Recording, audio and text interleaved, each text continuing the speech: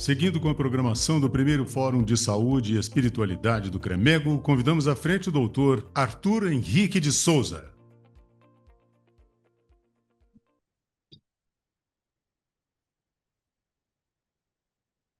O doutor Arthur Henrique de Souza é cirurgião cardiovascular e especialista pela Sociedade Brasileira de Cirurgia Cardiovascular. Formado pela Universidade Federal de Goiás, UFG, em 2001, residência médica pelo Hospital da Beneficência Portuguesa de São Paulo e abordará o tema Espiritualidade na Cardiologia. Doutor, excelente palestra para o senhor.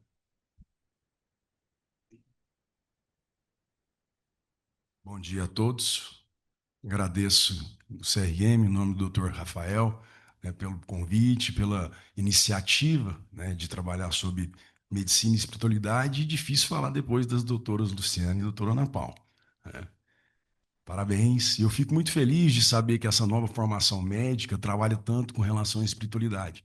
Porque apesar de, desde a década de 40, a Organização Mundial de Saúde fala que o conceito de saúde é o completo bem-estar físico, mental e social, e não apenas a ausência de doenças e enfermidades, nós optamos por tratar e estudar a medicina num reducionismo cartesiano, né? Então eu foquei na minha formação em estudar apenas o coração.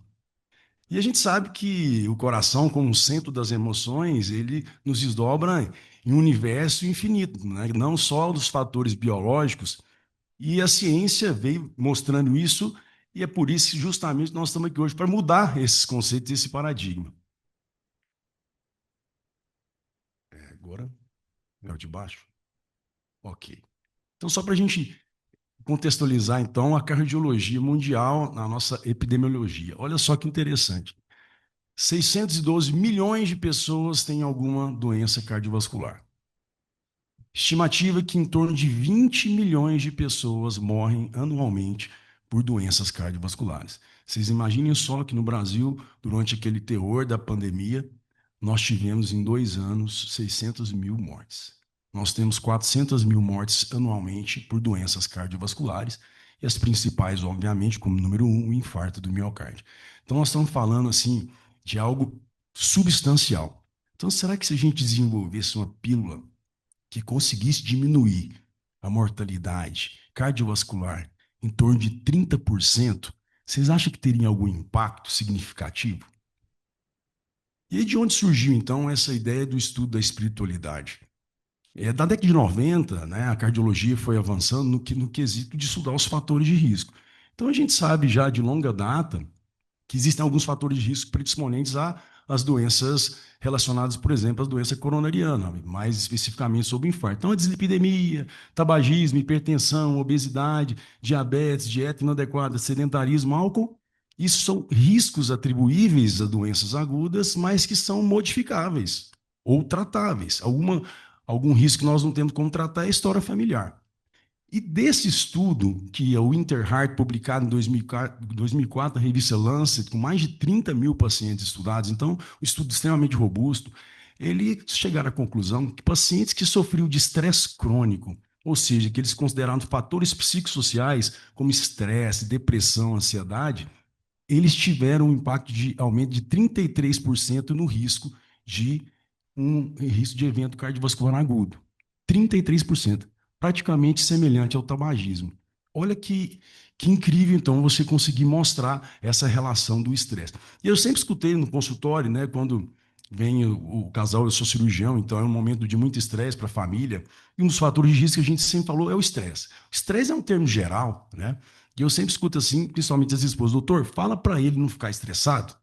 E eu fico pensando, como é que eu vou fazer isso se eu também não consigo? Será que tem alguma forma? E aí, continuando esses dados de estudo, do Interheart for 33% do risco dos pacientes estressados, o Interstroke, publicado em 2010 e com atualização em 2016, aumenta de 17%. Então, essas pessoas que têm esse sentimento de maior ansiedade, aquele paciente fica sempre com o pé atrás, sempre uma ação mais hostil. Inclusive, a cardiologia coloca isso como uma personalidade coronariana tipo A, que são indivíduos com temperamento persistentemente hostil, que têm episódios frequentes de raiva e baixa disposição intrínseca ao perdão. Olha só que interessante. É natural, nós vivemos um momento de raiva, a gente já sente no nosso organismo, né? Aumenta a frequência cardíaca, aumenta a pressão arterial, rush cutâneo, isso a gente sente. Imagina a pessoa que alimenta isso cronicamente dentro dela. Então, eles fizeram uma análise, por exemplo, obviamente, vai ter elevação da demanda de oxigênio, vasoconstrição coronariana, inclusive alterações transitórias da repolarização ventricular. A gente consegue ver isso no eletro. Então, esse é um veneno simpático, né? Olha só, indivíduos que nutrem sentimento de raiva têm 38% mais chance de desenvolver placas coronarianas. E olha que interessante para os mais jovens. Risco drasticamente aumentado em homens jovens com menos fatores de risco tradicionais, mas alta carga de hostilidade. Então a gente percebe o quanto os nossos sentimentos, né, deletérios, eles refletem no nosso coração. E aí, como é que funciona? Qual que é o mecanismo, né, racional para a gente entender isso? Então, existe uma ponte, né, anatômica. Então, aqui, bom. Então, ocorre uma elevação patológica dos níveis de cortisol e catecolaminas. Né? Acontece uma variabilidade da frequência cardíaca, e essa variabilidade, ele não avalia assim, não, batimento, 80 batimentos por minuto. Eles avaliam, inclusive, nesse trabalho, o intervalo RR para avaliar quantos milissegundos. Então, por exemplo, no momento de relaxamento, a pessoa que está com seu sistema nervoso autônomo bem funcionante, ele vai ter uma variação de relaxamento acima de 100 milissegundos. Os pacientes que estão constantemente num ambiente de estresse, com pensamentos ruins, eles têm, então, uma taxa de variabilidade da frequência cardíaca baixa, abaixo de 30 milissegundos. E isso é um preditor positivo de alto risco cardiovascular.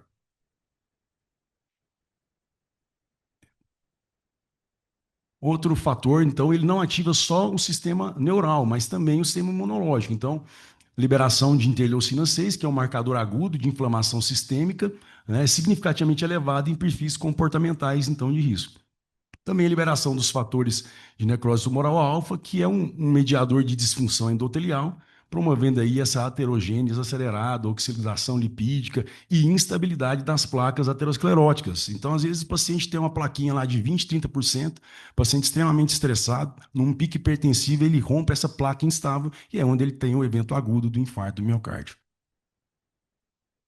E aí, só para vocês entenderem, então, como essa descarga adrenérgica ela é importante. Não sei se vocês aqui já ouviram falar dessa síndrome de Takotsubo. Ela foi descrita primeiramente na década de 90 no Japão, no Ocidente mais a partir dos anos 2000, e é considerado, a gente chama de síndrome do coração partido. Então, o paciente, ele tem um momento de um trauma agudo, uma perda familiar, uma desilusão amorosa, algum momento de estresse agudo. Essa descarga ela é tão significativa que o paciente evolui com uma disfunção ventricular grave.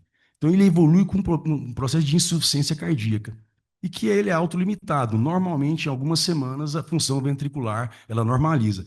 Eu coloquei esse desenho aqui no começo porque tem um abaulamento do ápice do coração e que muitas vezes o paciente tá um laserzinho aqui. Então, aqui ele tem um abaulamento aqui na apical e você evolui com uma disfunção ventricular. Às vezes o paciente com fração de ejeção cai de 55% para 20%. Então, ele entra com um caso de dispneia intensa, dispneia paroxística noturna, e aí depois disso, de algumas semanas, o paciente ele pode recuperar. Então, a gente percebe o quanto, né, as nossas emoções refletem no nosso coração. E aí, diante de tudo isso, a ciência resolveu falar assim: vamos então estudar um pouco além. Será que é só o remédio que vai tratar o coração? Será só avisar o paciente: não fique estressado?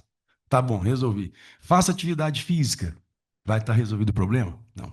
Então, em 2012, o Departamento da Sociedade Brasileira de Cardiologia, já inspirada, obviamente, pelo Dr. Koenig, que montou a primeira departamento em 98, resolveu montar, então, esse departamento de medicina de cardiologia e espiritualidade. Em 2019, nós fomos contemplados, então, com a primeira diretriz brasileira de prevenção de doença vascular, que a doutora Ana Paula falou, do item 9, que fala exatamente, né, sobre os aspectos, foi a Luciana que falou, né? Sobre o item 9, que fala realmente de todos os aspectos relacionados à cardiologia. Então, já foi muito bem falado aqui com relação ao que é a diferenciação de espiritualidade e religiosidade, apesar de que elas se interrelacionam, né? Na grande maioria das vezes, nossa população que é religiosa, né, a Luciana colocou aqui um dado impressionante: 87% da população se considera ter uma religião. Então, a gente fica difícil você dissociar, apesar que o conceito de espiritualidade ele é muito mais amplo. Como bem falou a Ana Paula, não posso ter religião, posso ser agnóstico, posso ser ateu, mas tem um nível de espiritualidade elevado, tá? Então, a sociedade brasileira colocou aqui, ó, o ponto central da diretriz, né? Então, a espiritualidade ela é motivada pela vontade e fundamentalmente passivo de observação e mensuração. Porque a gente tem que, para poder você. Como é que você vai saber que a pessoa é espiritualizada? Porque ela falou que é. Você tem que ter questionários, formas de validar isso, para você poder depois para colocar em prática. Isso tem que ser reprodutivo em outros locais, né? Não só no local onde fez os primeiros estudos. Então, eu achei o conceito de espiritualidade da sociedade muito bom.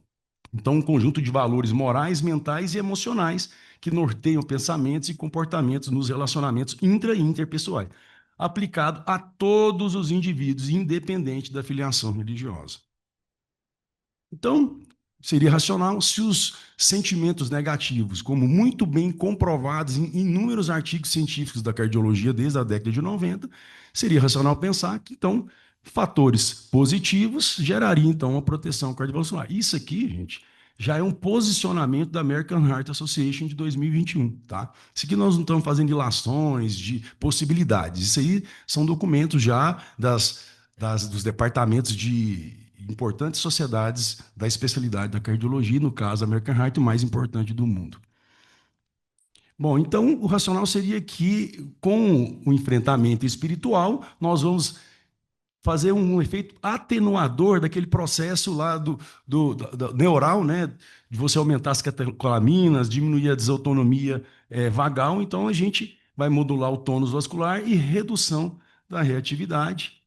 Então, fazendo com que nós tenhamos menores valores de pressão arterial sistólica e diastólica, redução da resposta inflamatória sistêmica, atenuação da atividade simpática.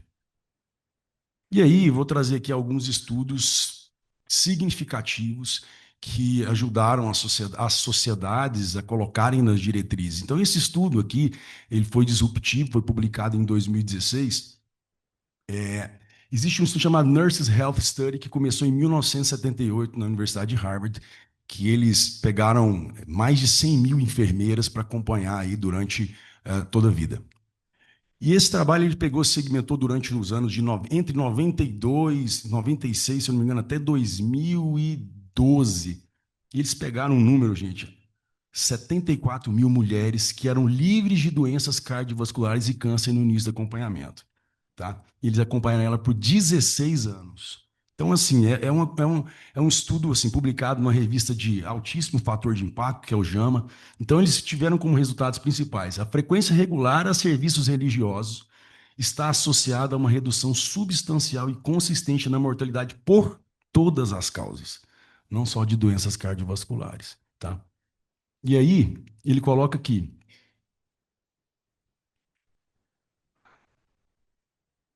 comparadas às mulheres que nunca frequentam serviços religiosos, as que frequentam pelo menos mais de uma vez por semana apresentam maior sobrevida, parcialmente mediada por, obviamente, uma mudança dos comportamentos, então, de tabagismo, redução dos sintomas depressivos, maior suporte social e maior engajamento de hábitos saudáveis.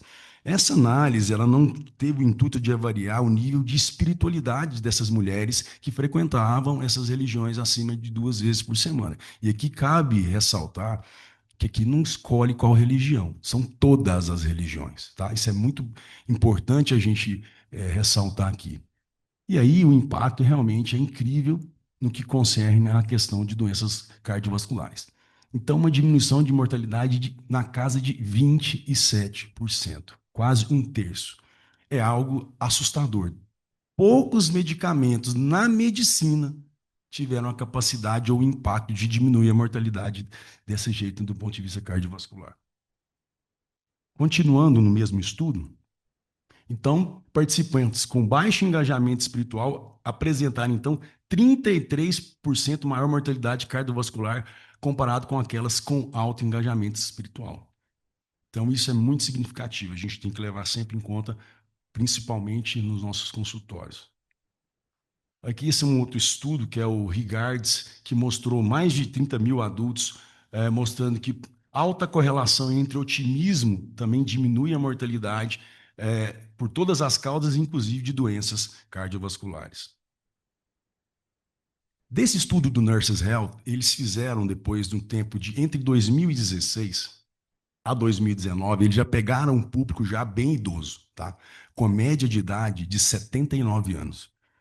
E eles resolveram, então, aplicar um questionário, que é um questionário relacionado à gratidão.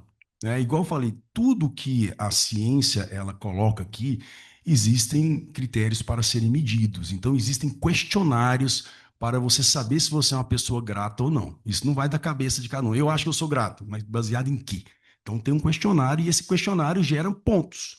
Pontuação que vai chegar no final e falar, você é uma pessoa com alta capacidade de gratidão. Então, olha o que eles encontraram.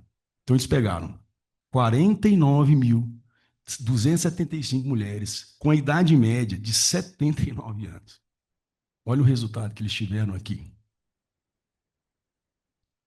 Eles viram que quem tinha maior nível, o nível mais alto de gratidão nessa idade, eles tiveram 15% menor risco de morte por doenças cardiovasculares e 9% menor mortalidade por todas as causas. E quando fala todas as causas, gente, está aí incluído câncer, trauma, todo tipo de doença, né? Então a gente percebe o quanto essa espiritualidade ela consegue demonstrar na prática a redução da mortalidade. A cardiologia estuda isso ostensivamente, né? A gente gasta trilhões de dólares em medicamentos e às vezes nós estamos negligenciando algo que pode ser muito mais simples e que tem um impacto às vezes muito mais substancial. E é claro que isso aqui, quando a gente fala em espiritualidade, isso não deixa de ter que tomar os medicamentos e ser. Na verdade, o tratamento do paciente ele é multidisciplinar, né? Então, ele passa pela questão do profissional médico, né? Pelos medicamentos, pelo apoio, né? Espiritual, dependendo da patologia, né? Dos psicólogos, fisioterapeutas. No meu caso, da cirurgia cardíaca, eu não consigo nem pensar em sobreviver sem as enfermeiras, sem as fisioterapeutas, sem assistente social, sem todo o grupo técnico de enfermagem para poder cuidar desses pacientes no pós-operatório e no pré-operatório também. Então, esse é um outro estudo, foi publicado em 2016, mostrando então que a gratidão é a função cardiovascular. Então, eles fizeram um diário de gratidão em pacientes com insuficiência cardíaca estágio B. Como é que eles fizeram esse trabalho? Eles pegaram pacientes que já tinham documentado essa insuficiência cardíaca e eles randomizaram um grupo que receberia o tratamento convencional, os dois receberiam o tratamento medicamentoso convencional, tá? Um receberia um tratamento psicossocial habitual e outros com um diário de gratidão, que é uma forma de você estimular o paciente a desenvolver nele o sentimento de gratidão. Como é que se faz isso? Eu vou até citar um exemplo da nossa faculdade aqui, um estudo brilhante que a Liga de Hipertensão fez. Então, esses pacientes são estimulados diariamente através de mensagens, para você poder exercitar esse propósito de gratidão. Eles viram que esses pacientes, no decorrer do estudo, e foi um estudo curto, não é que foi um estudo assim de 3 anos, não, um estudo de poucas semanas. Eles viram que esses pacientes eles tiveram, então, já essas alterações visíveis em pouco espaço de tempo. Então, mostrou aqui que esse é o estudo randomizado, então melhora na qualidade de vida, redução do risco de ataque, arritmias e desativação do eixo, né, hipotálamo pituitário adrenal. Então a gente percebe quanto você estimular esse tipo de sentimento, ele pode beneficiar ao tratamento de doenças potencialmente graves. Tudo bem que a insuficiência cardíaca perfil B, estágio B, é um paciente que já tem uma doença crônica instalada, mas ele ainda não desenvolveu sintomas da insuficiência cardíaca, mas ele está na iminência, né? Então, você agindo preventivamente para o paciente ter uma melhora de qualidade de vida ou um desfecho final mais grave, isso é fundamental para nós. Outro estudo aqui, aí esse foi interessante, porque ele pegou pacientes e ele. Bom. Então, o que achou? Então, assim, ele viu que a frequência religiosa isoladamente não explicou os resultados clínicos que seriam, né, do aumento da sobrevida. Nesse caso, eles aplicaram, então, uma escala de paz espiritual interna. Então, existe um questionário, o Inner Peace, que você vai avaliar o seu grau de espiritualidade. Talvez naquele Nurses Health, se você fosse avaliar aquela infinidade de mulheres que participavam de alguma atividade religiosa e tivesse colocado esse, como era um volume muito grande, as pacientes que sentiam a paz espiritual, talvez o impacto da mortalidade fosse maior ainda. E nesse caso aqui mostrou que um impacto quase 40% menor de mortalidade nos pacientes que tinham um fator mais relevante de paz espiritual. Então, a paz espiritual mostrou-se preditor independente de menor mortalidade em pacientes com insuficiência cardíaca. Esse também complementando essa questão da paz, né, espiritual, né, só montando que a paz interior, o enquadramento espiritual e o suporte social, que isso a religião ela dá de uma forma muito maior, esse suporte social. A Ana Paula deu um exemplo claro ali, né? A pessoa no momento de dificuldade ali, no momento de dor, de sofrimento, vai o grupo religioso na casa dela fazer oração. Isso é um suporte maravilhoso, né? Então, essas são métricas, né, protetores vitais que influenciam diretamente na taxa de sobrevivência. Então, só mostrando aqui, né, o resultado, cada unidade de aumento na paz espiritual resultou, então, numa diminuição de mortalidade de 21%. E o interessante desse trabalho é que eles têm um rigor metodológico muito grande. Então, eles fizeram um pareamento e um cox hierárquico. O que significa isso? Que vamos supor que nesse grupo que eles consideraram que tem maior paz espiritual, coincidiu justamente do grupo onde ninguém fuma. Aí você tem um viés ali, não, mas ninguém estava fumando. Não. Então eles fazem o pareamento para que os dois grupos sejam estudados de maneira correta, né? Então você tem que ter essa paridade para você poder definir se foi realmente estatisticamente significativo nesse grupo. Então, mais um grupo, uma revisão sistemática aí, 9 estudos, mais de 1.000 pacientes, mostrando que a espiritualidade melhora, então, a qualidade de vida, transtornos psicológicos, reinternações hospitalares. Esse estudo muito interessante, um estudo pequeno, mas muito interessante. Eles pegaram 32 pacientes que já tinham cardiopatia isquêmica comprovada já com algum exame de imagem, normalmente a cintilografia. E eles estudaram esses pacientes por apenas 10 semanas. Ó, eles estimularam, então, uma terapia baseada, diferente da gratidão, no perdão versus uma psicoterapia convencional. E olha só, depois de apenas 10 semanas, os pacientes que tiveram, então, essa terapia baseada no perdão, eles já tiveram, no exame de imagem, uma diminuição de 5% da isquemia miocárdica. Isso documentado em exame de imagem, tá? Então, muito interessante, e chegou à conclusão nesse trabalho que esse diminui, então, o paciente que tem um estado de falta de perdão, ele tem um aumento da frequência cardíaca, da pressão arterial e da resistência vascular, e, por outro lado, o paciente que tem maior tendência ao perdão, ele tem essas alterações bem visíveis.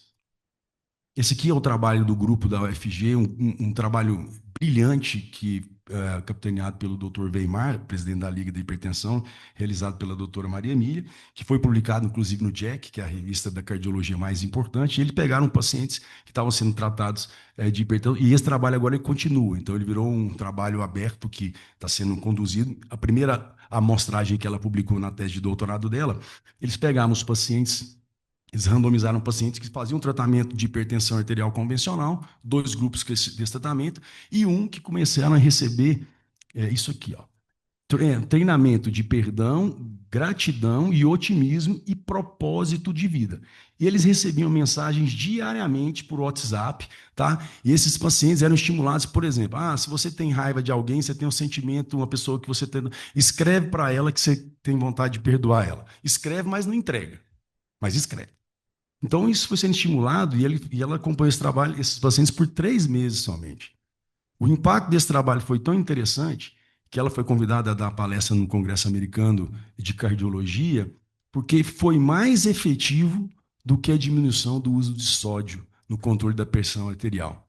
Então, esse grupo que recebeu essa intervenção, comparado com o grupo controle, ele teve um controle pressórico muito mais proeminente do que o grupo controle. Então, uma comprovação em conteste, né, que o grupo aqui da UFG vem fazendo. Isso aqui é um estudo, foi antigo, publicado no New England, mostrando aquela dieta do Mediterrâneo, e eles viram que a espiritualidade atua como modulador de comportamento e promove hábitos mais saudáveis. E realmente, então, essa população que já tem um nível de espiritualidade maior, que tem um estilo de vida mais saudável, eles tiveram menos doenças cardiovasculares. Né? Então, menor índice de tabagismo, menor obesidade, diabetes, e obviamente refletiu numa taxa de menor risco de doenças cardiovasculares geral. E esse outro trabalho aqui científico, muito importante, publicado em 2022 aqui no American Heart Association, eles pegaram, então, um estudo focado em afro-americanos, né, no Jackson Heart Study, uma população de alto risco e que, historicamente, utiliza a religiosidade como um mecanismo primário de enfrentamento. Aqueles que tinham uma relação mais efetiva com a religiosidade, eles tiveram, obviamente, uma taxa de regressão ou de não progressão da doença de uma forma maior. Né? Então, a gente coloca aqui, ó, que o paciente que tinha assiduidade religiosa, ele tinha 50% maior chance de atingir o nível ideal, que era de não fumar. Né? Mostrando aqui que os simples passos, eu vou voltar aqui, só os simples 7 passos simples para você melhorar a sua saúde cardiovascular, né? Atividade física, dieta, tabagismo, o índice de massa corpórea, pressão arterial, colesterol e glicemia. Então, eles conseguiram controlar melhor, né, os pacientes mais vinculados à questão da religião.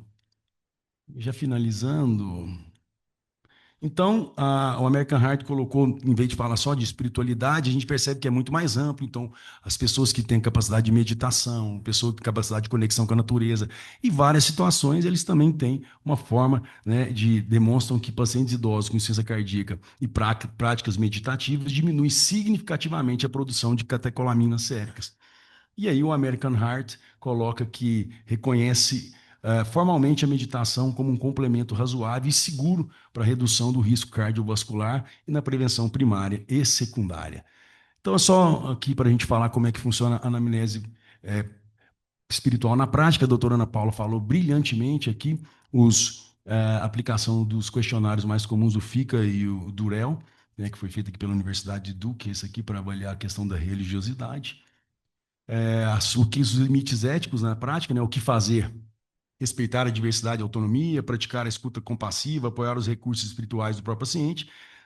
Já foi muito bem falado, não fazer proselitismo religioso, não dá para a gente impor crença, julgar crença, prescrever oração somente para paciente.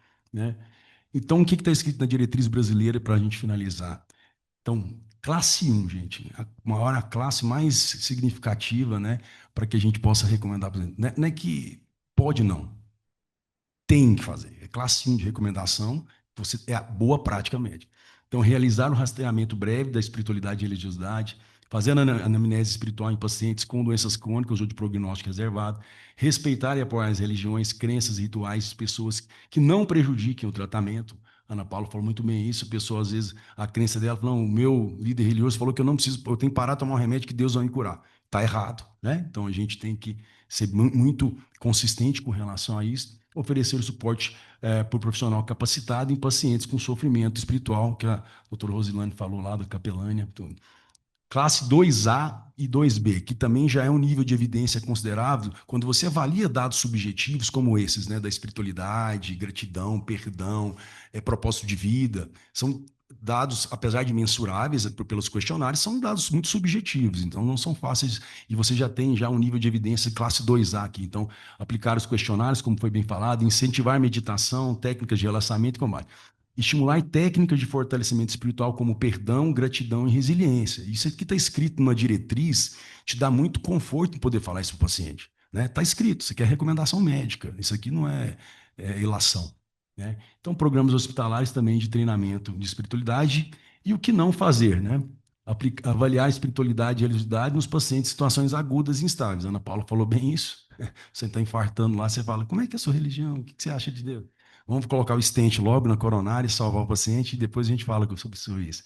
Então, prescrever orações, práticas religiosas, não se deve isso aí, o médico ele não deve interferir nesse contexto, ele tem que, obviamente, escutar e a partir de uma abertura você pode falar de uma forma mais tranquila. Então, a conclusão é que a espiritualidade é um domínio fundamental, né, da medicina integrativa baseada em evidências. A abordagem adequada não exige que o médico seja um conselheiro espiritual, mas sim um profissional empático, capaz de identificar o sofrimento biopsicossocial e otimizar o cuidado cardiovascular integral. E eu finalizo, né, com a frase do grande matemático, físico, filósofo, teólogo Pascal, que o coração tem razões que a própria razão desconhece. Muito obrigado, gente. CREMEGO, valorizando os médicos, fortalecendo a medicina.